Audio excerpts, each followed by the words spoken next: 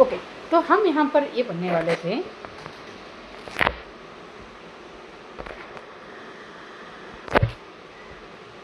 हाँ, हम यहाँ पर ये पढ़ने वाले थे कि सेपरेशन करना ज़रूरत क्यों है कि नहीं। ये फर्स्ट पेज तो हमारा हो गया, ये स्टोरी है, नथिंग, कुछ कॉन्सेप्ट तो है नहीं।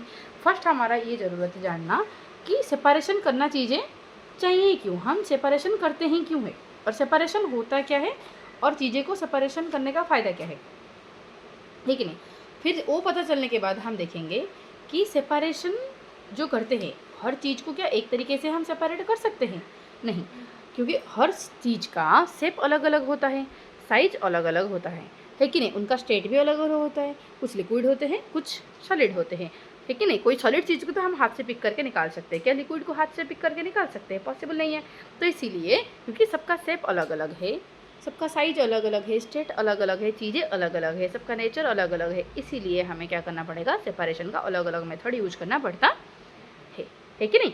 चलो अब देखते हैं फर्स्ट यहाँ पर क्वेश्चन अगर एक्सपेक्टेड हम कर सकते हैं कि क्या क्वेश्चन आ सकता है। फर्स्ट यहाँ पर साइड में लिख लो कि wise separation, wise separation needed. ठीक है, सेपरेशन चाहिए क्यों है, सेपरेशन होता क्या है और सेपरेशन चाहिए क्यों है। Okay, why is separation needed, लिखा, सबने लिख लिया? ठीक है, तो पॉइंट 1 लिखो, सेपरेशन इज रिक्वायर्ड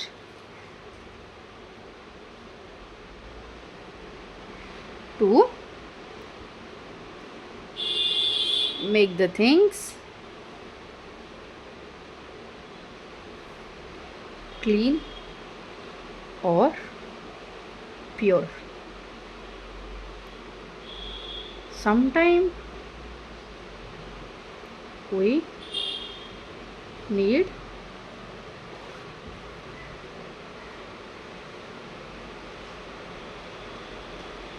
things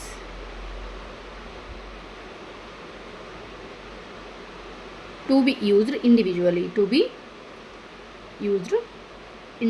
कभी कभी हमें ऐसे चीज़ें चाहिए जो कि सिर्फ हम वही चीज़ को यूज करना चाहते हैं, सारे मिलावट करके खिचड़ी बना के हम यूज करना नहीं चाहते। फॉर एग्जांपल हम चावल बनाना चाहते हैं, तो चावल के साथ चावल बनाने के लिए अगर हमारा चाहिए, हमें चावल बनाना, तो हमें सिर्फ चावल चाहिए, उसके साथ बाकी चीज़ें हमें नहीं चाहिए, है कि नहीं। तो कभी कभी हमें चीज़ें को इंडिविजुअल यूज करना ज़रूरत होता है, इसीलिए हमें सेपरेट करना चाहिए। तो some time we need things to be used individually, समझ रहे हो, that's why we need separation. और एक बात पॉइंट 3 लिख लो, पॉइंट 3 में तुम लिख सकते हो the methods of separation are different, है कि नहीं।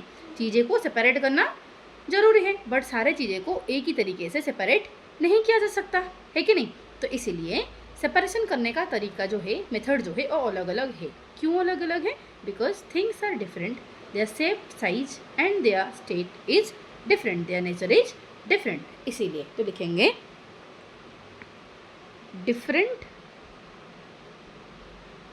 different things need different method of separation, अलग अलग चीज़ें को अलग अलग सेपरेशन का मेथड चाहिए होता है। ओके, अलग अलग चीज़ें को सेपरेशन का मेथड अलग अलग चाहिए होता है। ओके, समझे। उसमें से फर्स्ट मेथड हम देखने वाले हैं हैंड पिकिंग। फर्स्ट मेथड हम क्या देखने वाले हैं?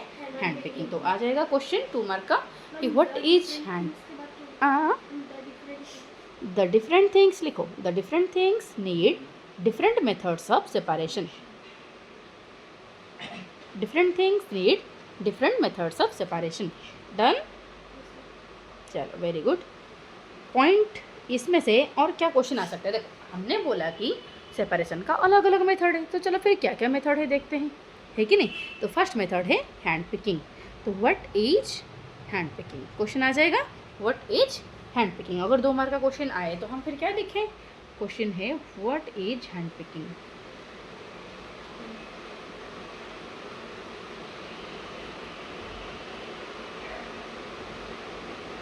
हैंड पिकिंग होता क्या है। ओके, 2 मार्क का क्वेश्चन आ सकता है, ठीक है। चलो,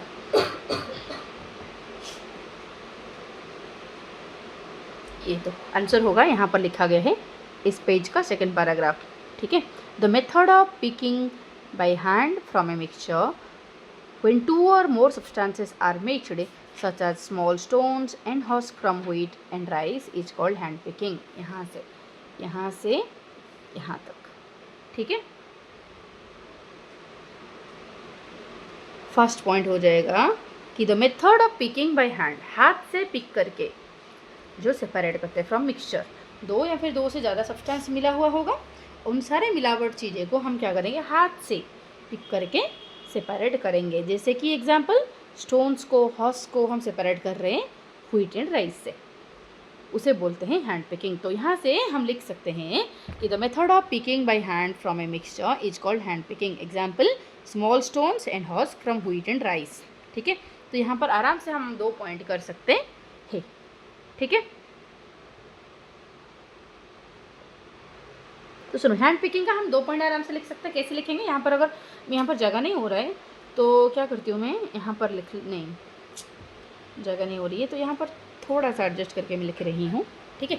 लिखो, तो यहाँ पर लिखी है, यहाँ पर लिखा भी ऑलरेडी गया है, बट यहाँ पर दोनों पॉइंट को मिला के थोड़ा सा लिख लिया गया है, ठीक है। तो उसे सेपरेट करके हम लिख लेते हैं कि the method of picking by hand from a mixture, the method of picking by hand from a mixture is called hand picking। The method of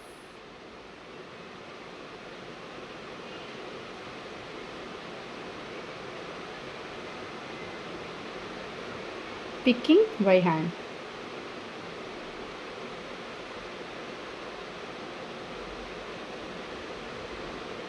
from a mixture it's called hand picking. उसे हम क्या कहते हैं, hand picking कहते हैं। Point 2 हमारा हो जाएगा। एग्जाम्पल लिख लो आराम से। एग्जाम्पल क्या है कि सेपरेटिंग या फिर hand picking small stones and horse from wheat. Okay, hand picking small stones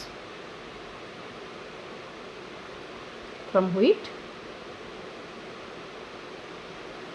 और राइस, लिख सकते हो आराम से। तो 2 मार्क आराम से हो जाएगा, कोई इशू, याद हो जा रहा है, ठीक है। बोलेगी it is done on the basis of difference in size, colour and shape of the particle. देखो यहाँ पर जो पॉइंट दिया गया है, तो हैंड पिकिंग क्या हर जगह हम हैंड पिकिंग कर सकते हैं? नहीं।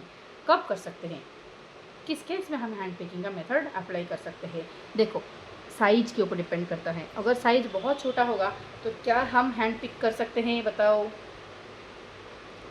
कर सकते हैं? नहीं कर सकते हैं। हैंड पिकिंग करने के लिए क्या चाहिए, साइज़ थोड़ा बड़ा होना चाहिए।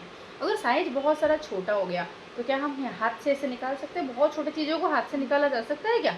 नो। इसलिए साइज़ थोड़ा सा बड़ा होना चाहिए। दैट टू साइज़ में डिफरेंस भी होना चाहिए। थोड़ा सा साइज़ में अगर डिफरेंस आएगा तो हम हाथ से आराम से निकाल सकते हैं। सपोज दो चीज़ मिले हुए हैं या फिर 2 से ज़्यादा चीज़ें मिले हुए हैं, एक का जैसे साइज़ दूसरे का भी बिल्कुल उतना ही साइज़ होगा तो थोड़ा मुश्किल हो जाता है हाथ से निकालना।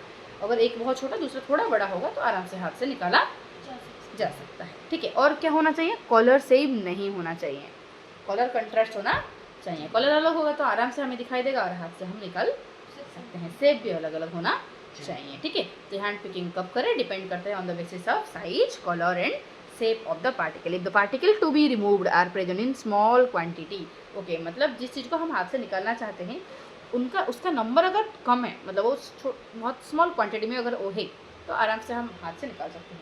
बट अगर बहुत ज़्यादा क्वांटिटी में होगा, जिसको निकाल रहे हैं वही बहुत ज़्यादा है, तो हाथ से कितने दिन तक ऐसे निकाले? Not possible. भाई चावल में मेरा 4-6 अगर गोड़ी होगा तो हाथ से मैं निकाल सकती हूँ, बट चावल में अगर हज़ार होगा तो गोड़ी तो फिर निकाल सकते हो? बताओ, नॉट पॉसिबल है कि नहीं। तो यहाँ पर हो सकता है, मैं लिखूँगी, रुको 1 मिनट। तो फिर and can easily be picked up by hand. Hand picking proves to be convenient method. Okay, hand picking तब कन्वीनियंट होगा अगर जो चीज़ को हम निकालना चाहते हैं वो स्मॉल क्वांटिटी में होगा, तो तब हमारा हैंड पिकिंग कन्वीनियंट होगा, इजी होगा। तो यहाँ पर पॉइंट 3 हम लिख सकते हैं हैंड पिकिंग का। तो यहाँ पर हैंड पिकिंग का पॉइंट 3 लिखने के लिए मेरे पास जगह है नहीं, तो मैं कहाँ लिखूँ? तो यहाँ पर पॉइंट 3 में लिखती हूँ, ठीक है। चलो फटाफट It is convenient. It is convenient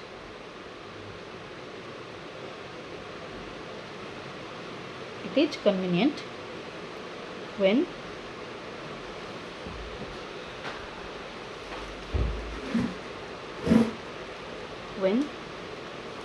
the particles to be removed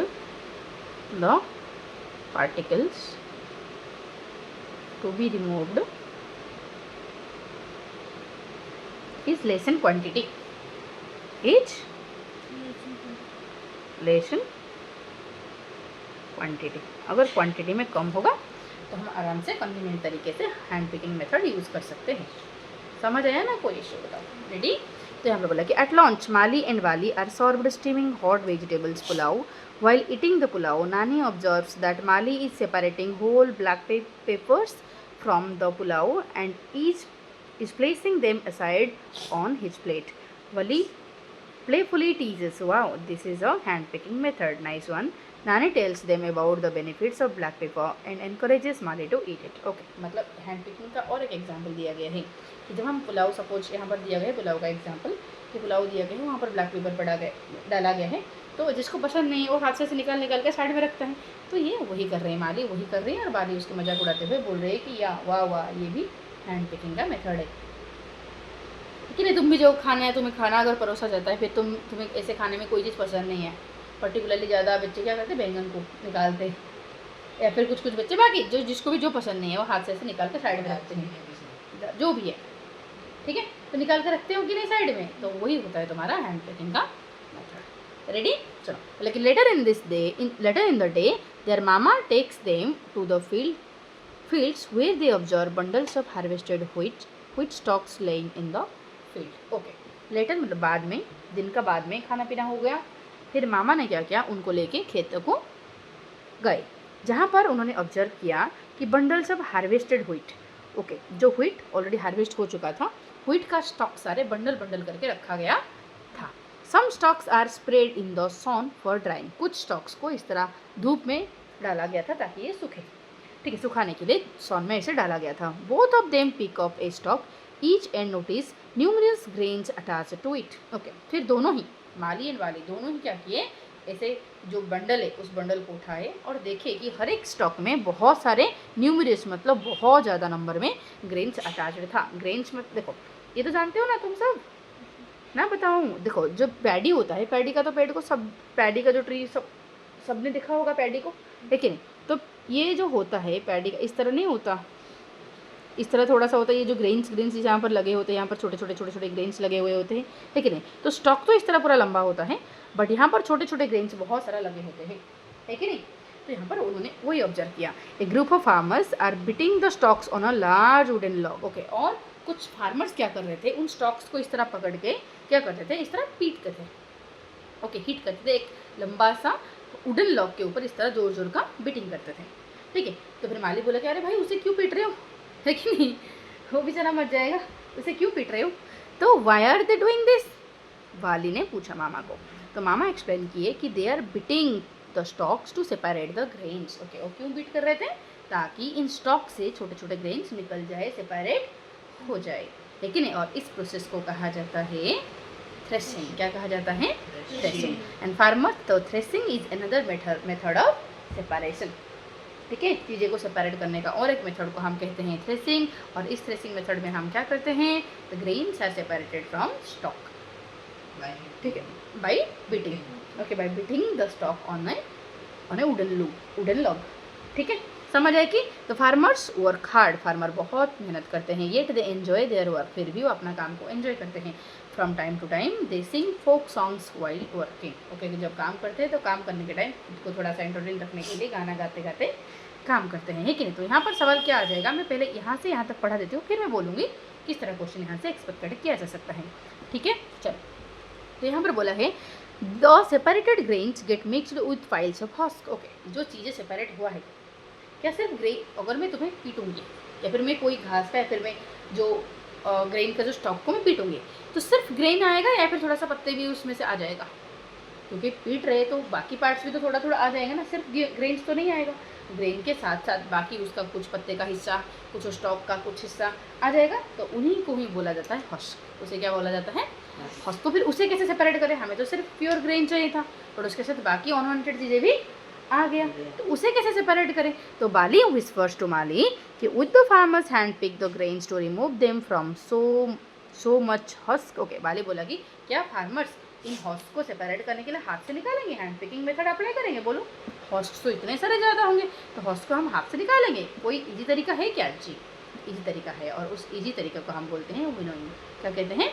winnowing. और मैं बोलूँगी विनोइंग होता क्या है, बट यहाँ से यहाँ तक जो पढ़ाया गया है इसमें से सवाल आ सकता है 2 मार्क का कि what is threshing.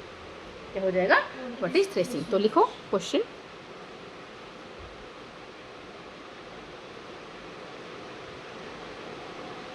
What is threshing. Threshing क्या होता है? Okay, what is threshing.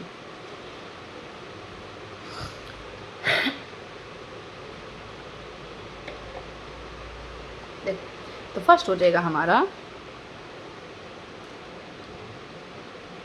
First point, threshing is a method of separation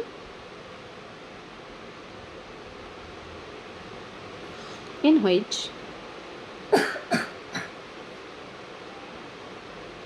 grains are separated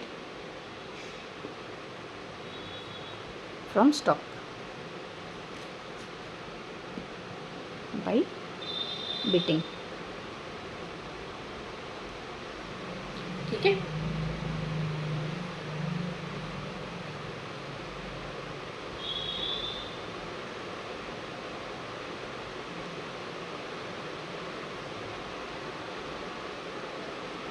point 2, threshing can be done by beating। इसे हम हाथ से मैनुअली बीट करके निकाल भी सकते हैं, अदरवाइज मशीन भी इसके लिए यूज़ किया जाता है, और मशीन। ठीक है, threshing can be done by beating और मैनुअली और मशीन और यूजिंग मशीन। ठीक है, मशीन से भी ये किया जाता है। ठीक है, तो यहाँ से 2 पॉइंट आराम से मिल गया ना, कोई इशू यहाँ तक दिक्कत नहीं ना। चलो एक्टिविटी 9.1 करने वाले हैं।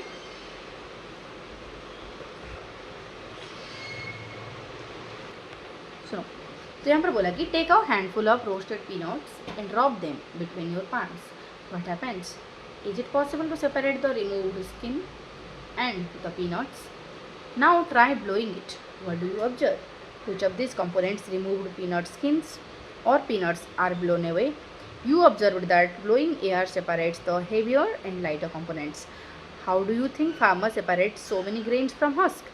Traditionally, a soup bamboo tree is used for separating heavier and lighter components of a mixture. Next day, their Nana takes them to the fields to show this process at work. Mali and Wali observe a farmer standing on a raised platform. The farmer is moving the bamboo tray, which contains threshed wheat grains, in the direction of air or wind. What do you infer from 9.4? Do both the components, wheat grains and husk, fall at the same place? Which of the two components get blown away? Can the wind separate the two components? देखो, तो यहाँ पर बोला गया है peanuts लेने के लिए, एक्टिविटी करके लेने के लिए बोला था, और मेरे पास देखो ये जो है हमारा, इसमें से पीनट लेने के लिए बोला है कि take handful of roasted peanut, तो रोस्ट करके मैं ले आई हूँ, और रब देम, और रब भी कर चुकी हैं, लेकिन रब कर लिया और ऊपर वाला लेयर निकल गया। बोला कि अब is it possible to separate the removed skin and the peanuts? क्या हम ये जो रिमूव्ड, ये जो स्किन है, ये रिमूव्ड स्किन को पीनट से हम हाथ से ऐसे उठा के निकाल सकते हैं, हैंड पिक करके निकाल सकते हैं? निकाल तो सकते हैं, but will take a lot of time, है कि नहीं? तो इसलिए कोई तरीका है क्या? नाउ ट्राई ब्लोइंग इट, और उसे फूंकना को, ऐसे बोले कि ब्लो करो, तो मैं इसे हाथ ले में ऐसे लिया और उसे ब्लो किया। तो देखो जो ऊपर वाला लेयर था, जो पतला वाला लेयर था, वो निकल जा रहा है उड़ के, है कि नहीं? उड़ के निकल जा रहा है कि नहीं? तो यहाँ पर बोला कि which of this components removed, कौन से निकल गया? पीनट स्किन या फिर पीनट, कौन चला गया उड़ के? स्किन चला गया, तो यहाँ पर टिक लगा दो। रिमूव्ड पीनट स्किन हमारा उड़ गया। बोला कि you observe that blowing air separates the heavier and the lighter components. तो यहाँ से हमें समझ आया, अगर हम ब्लो करते हैं तो जो हेवी होता है वो रह जाता है, जो हल्का होता है उड़ के चला जाता है। तो हम यही ट्रिक अप्लाई करके जो हस्क जो हल्का होता है, ग्रेन जो हेवी होता है, हस्क को सेपरेट करते हैं ग्रेन से, ठीक है। और इसी मेथड को कहा जाता है विनोइंग। क्या कहा जाता है? विनोइंग, ठीक है। बोला गया कि how do you think farmer separate so many grains from husk? इतने सारे ग्रेन्स को हस्क से कैसे निकालते थे? इसी मेथड से। किस मेथड से? By blowing. ब्लोइंग तो नहीं करते थे वो हाथ से, एक्चुअली ये जो मेथड था इसे बोलते थे विनोइंग। क्या बोलते थे? विनोइंग मेथड कहा जाता था, ठीक है। तो ट्रेडिशनली कैसे करते थे कि एक बाम्बू सा इस तरह ट्रे लेते थे और used for separating heavier and lighter components. तो ये ट्रे को लेके इस तरह करते थे। देखो इस सपोज में यहाँ पर तो रेक्टेंगुलर शेप का थोड़ा सा है, बट यहाँ पर मैं सर्कुलर ली हूँ। इसको लेके ऐसे से करते थे, ठीक है।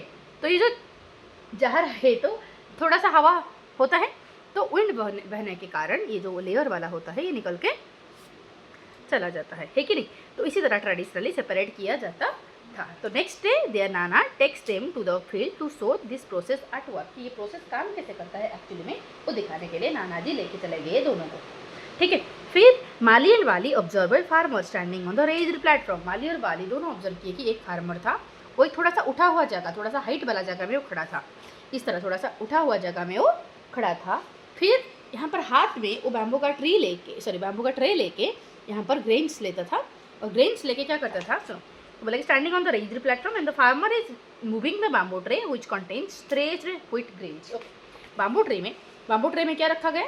थ्रेस्ड, मतलब ऑलरेडी जो थ्रेस करके हमने रखा है वो ग्रेन्स को लेके बैम्बू ट्रे में लेके क्या कर रहे हैं? इस तरह हिला रहे हैं, थोड़ा सा स्लैंटिंग करके थोड़ा सा गिरा रहे हैं, ठीक है। और कौन सा डायरेक्शन में? जिस डायरेक्शन से हमारा हवा आ रहा है बह के, ठीक है। फॉर एग्जाम्पल हवा इस डायरेक्शन से आ रहा है, इस डायरेक्शन से हवा आ रहा है, तो हम यहाँ ऐसे लेके करेंगे तो ये उड़ के चला जाएगा। देखो फॉर एग्जाम्पल यहाँ से हवा आ रहा है तो ये फार्मर उसी डायरेक्शन में ये उड़ा रहे हैं, तो देखो हॉर्स जो है ये उड़ के चला जा रहा है। ग्रेन जो हेवी है वो नीचे गिर जा रहा है। That's how we do separate lighter object from the heavier object, है कि नहीं। हेवी ऑब्जेक्ट से लाइटर ऑब्जेक्ट को हम इसी तरह सेपरेट करते हैं। और इस मेथड को हम क्या कहते हैं?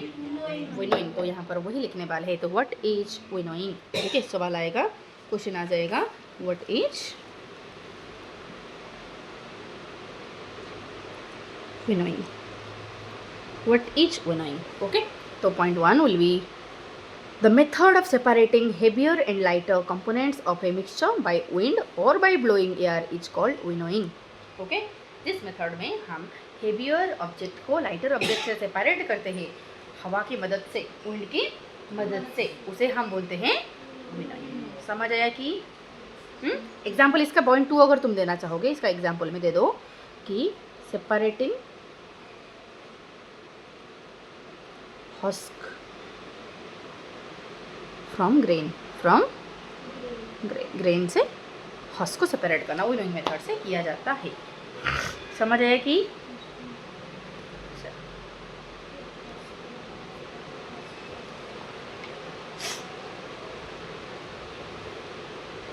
रेडी? तो फिर हमारा देखो, ट्रेडिशनली हम हाथ से करते थे, मैनुअली होता था, बट आजकल क्या हो रहा है, इस तरह मशीन आ जा रहा है। और इस मशीन में एक साथ थ्रेसिंग भी होता है और एक साथ विनोइंग भी होता है, दोनों काम एक साथ करता है। Technological developments have resulted in developing of threshing machines called threshers. Technology develop होने के कारण थ्रेसिंग मशीन इन्वेंट किया गया है। और इन्हीं थ्रेसिंग मशीन को क्या कहा जाता है? थ्रेसर कहा जाता है। क्या कहा जाता है? और these machines are used for separating grains from the stalks and husk. और इन्हीं मशीन्स को हम यूज करके हम स्टॉक्स को अलग करते हैं हस्क से। They perform both task of threshing and winnowing simultaneously. मतलब एक साथ वो थ्रेसिंग भी करते हैं, मतलब ग्रेन को स्टॉक से अलग भी करते हैं, और अलग करने के बाद उसे हस्क को भी सेपरेट कर लेते हैं, उड़ा देता है, ठीक है। समझ आया? तो यहाँ तक डन? कोई इशू की? फिर आगे देखो यहाँ तक। Next day Mali and Wali board a train to Ahmedabad to visit their father's friend Ghanshyam bhai. Before leaving Wali request her mami to prepare methi puri sweet Indian bread made from wheat flour for their journey, okay. देखो, Mali and वाली train में बैठ के अहमदाबाद जाने वाले थे अगले दिन। उनके पापा के दोस्त घनश्याम भाई के घर, क्योंकि उनका जो ट्रेन में जो समर वेकेशन था, उस समर वेकेशन में उनका मेन एम क्या था कि सबके घर जाना, सारे रिश्तेदार के घर, तो वो यहाँ पर भी जा रहे। फिर जाने से पहले वाली रिक्वेस्ट किया अपने मामी को कि प्लीज़ मेथी का पूरी बना दीजिए, ठीक है। तो फिर मेथी का पूरी कभी खाए हैं? देखो, बोले कि वाली बोली कि shall I help you to knead the wheat flour. Wheat का फ्लोर का हम क्या करते हैं, इस तरह नीड करते गूंथते हैं, है कि नहीं। तो बोले कि वाली बोले क्या मैं हेल्प करूँ। मामी बोले कि to prepare a dish with flour first we need to remove bran that may be present in the flour. Okay, जो हमारा व्हीट का जो आटा होता है, आटा में छोटे छोटे थोड़े थोड़े छोटे छोटे बिगड़ दाना नहीं होते हैं, बड़े बड़े दाना होते हैं। फिर मम्मी लोग क्या करते हैं, उसे छन्नी से इस तरह से परेड करते हैं उसके, और उन्हीं को हम कहते हैं ब्रान। क्या कहते हैं, ब्रान। तो व्हीट से या फिर आटा से कुछ भी बनाने से पहले हम उस ब्रान को सेपरेट करते हैं। बट उसे कैसे सेपरेट करते हैं, उसे सीविंग मेथड से सेपरेट करते हैं। छन्नी यूज करके हम उसे सेपरेट करते हैं, तो उसे बोलते हैं हम सीविंग। क्या बोलते हैं, सीविंग। इस मेथड ऑफ सेपरेशन को हम कहते हैं सीविंग, ठीक है। तो व्हाट इज सीविंग और another method of separation.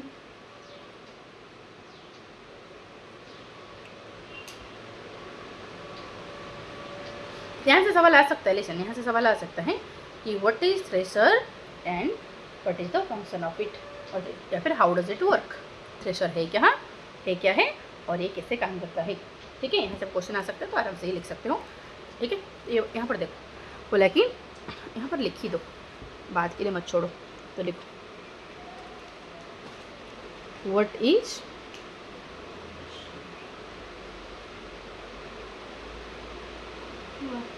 Thresher and how does, या फिर what does it do, what does it do, वो क्या करता है। थ्रेशर है क्या, वो क्या करता है, ठीक है। What is thresher, what does it do, what is thresher, what does it do.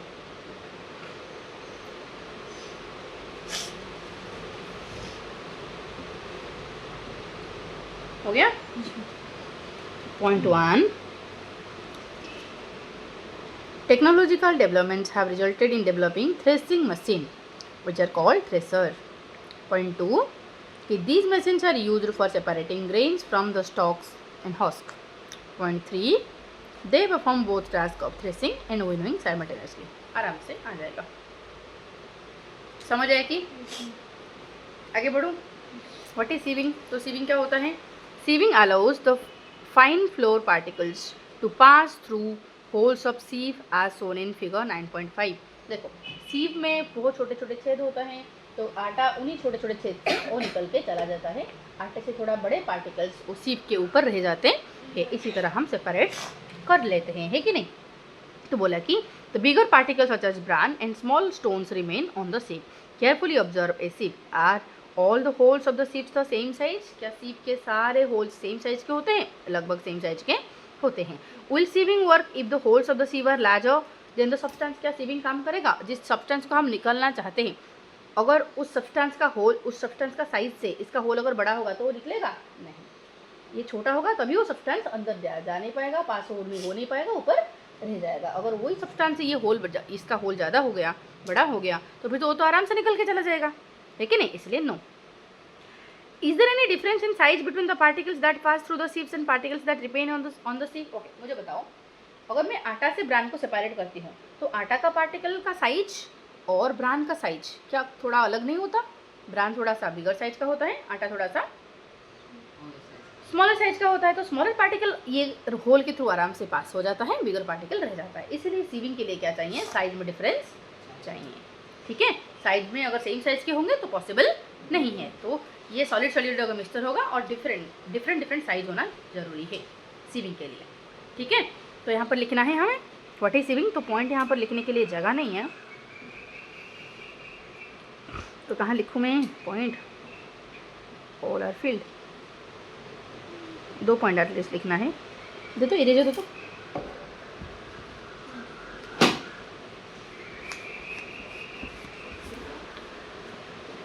यहाँ पर लिख लेते हैं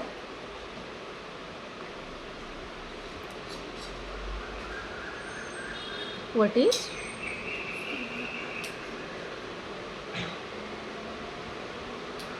.1 separation of substances, separation of solid substances with the help of sieve, with the help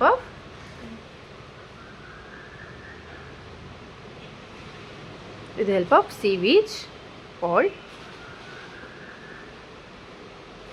sieving। ठीक है, पॉइंट 2 हो जाएगा।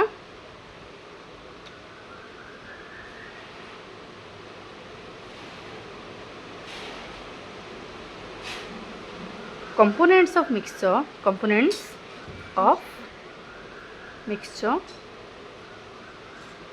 need to be of different size, अलग अलग साइज का होना जरूरी है, नहीं तो सेविंग पॉसिबल नहीं है। With the help of sieve is called sieving. ठीक है, फटाफट लिखो।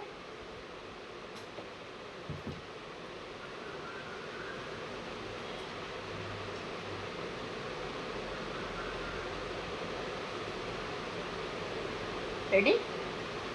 तो यहाँ तक हो गया। इसके बाद हम नेक्स्ट क्लास में पढ़ने वाले हैं। ठीक है,